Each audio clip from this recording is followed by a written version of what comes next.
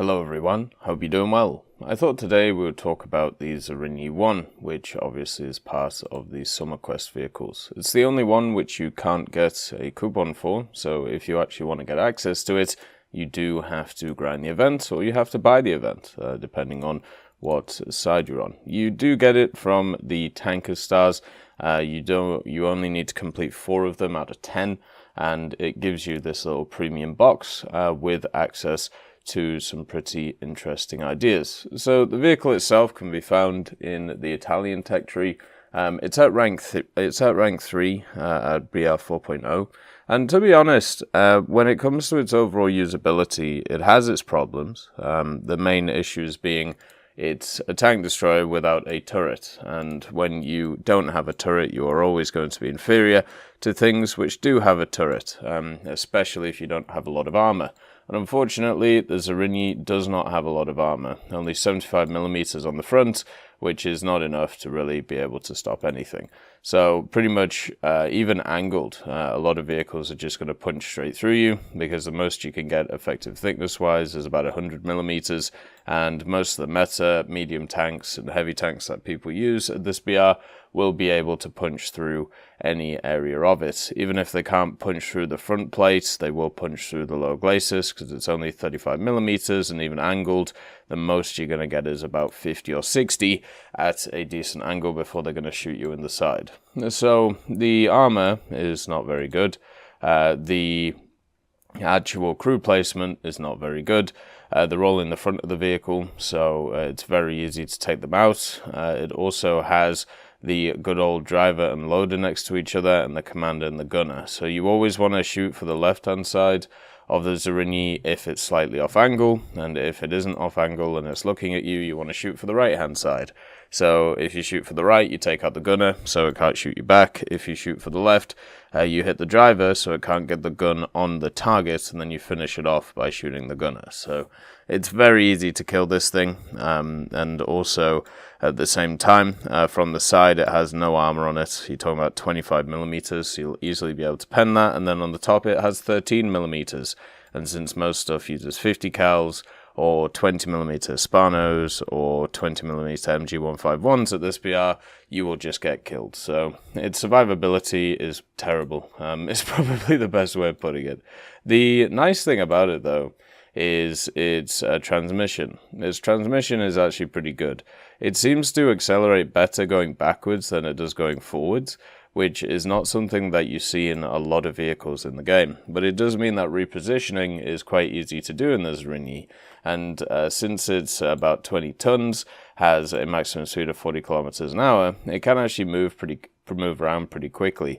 It is quite nice, like getting to specific positions quite quickly, being able to get a few shots off, and then slightly repositioning to be able to set up on another area, and it works pretty well for the general vehicle itself. It has good gun depression, so you can get it into better areas compared to other machines, and overall it's, not too bad in that regard. The best fact about this thing is its gun. The long-barreled 75mm, the 43M, has access to a APC-BC round, which pens 145, 112, 52.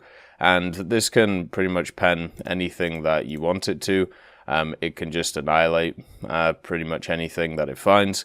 It has a HE round that you'll never use, and it has a heat round that you'll never use as well. So the only one that matters is the APC-BC, sorry. This will just pretty much demolish any vehicle as long as you shoot it correctly.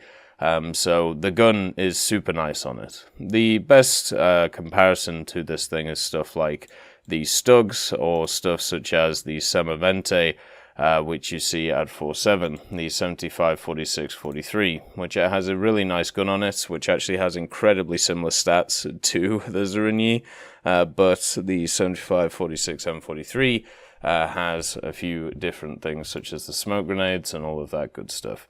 But it's really interesting to see that we have another vehicle in the game which struggles in certain areas, such as armor and actual, durability, and also getting the gun on target, since it's a tank destroyer, but also it does pack a hell of a punch with a pretty decent reload as well. The rockets are a gimmick. I have got a few kills with them, but they are a gimmick at the end of the day.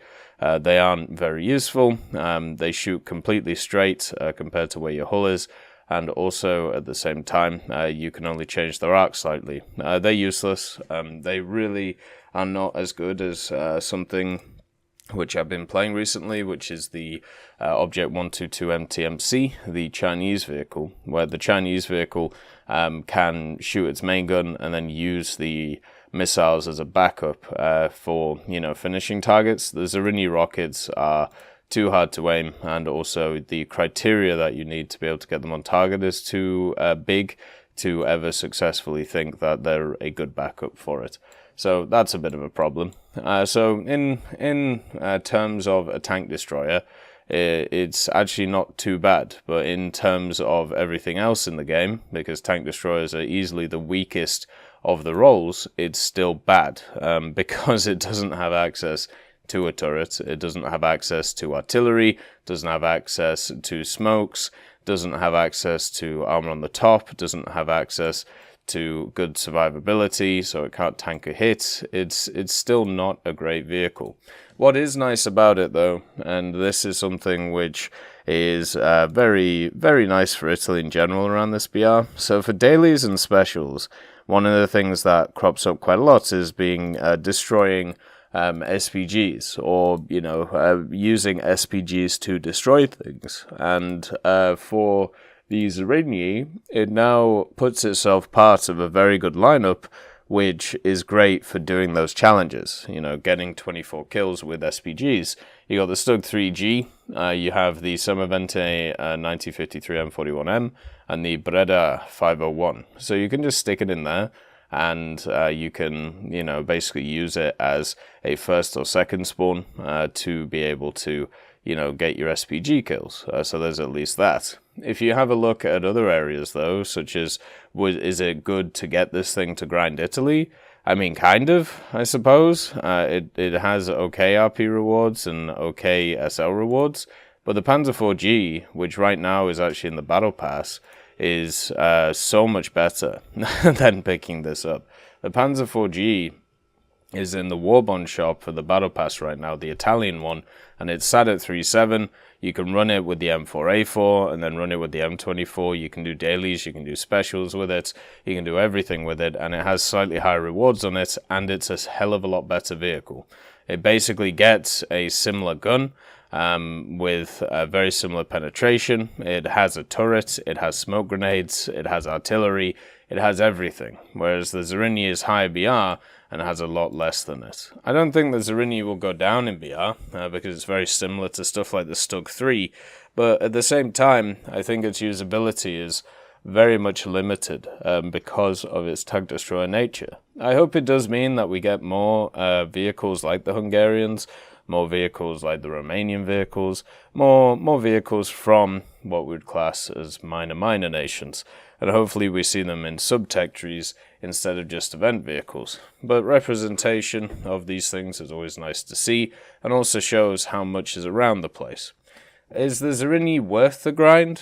I think so, yeah. Getting 40% of this event done to be able to get it for just ground, yeah, I think I would say it's worth it. Is it worth the G you would spend when it comes to buying the things? So about 4,000 G?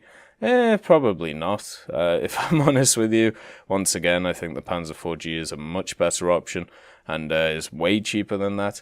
But at the same time, it is going to be one of those unique vehicles. It is going to be something that is worth looking at, and I would say probably it's a no on the money part, but on the ground part, I think it would be a yes, is the way I would put it. As always, I hope you have a wonderful day, and I'll see you next time. I'd just like to thank Nicholas Richardson, Elove Goat, Pyman675, Winter Scientist, Merciless Reaper, Jerry Prevolt, Megadino King, Orange Tail, Teddy, John Ryman, Universe, Ambrosius McClellan, Daniel Stanton, Moxie, B. Young, Uncle Bean, Sem Arslan, Derek R., Bareen, Lafouche, and Samuel Slick. for supporting the channel.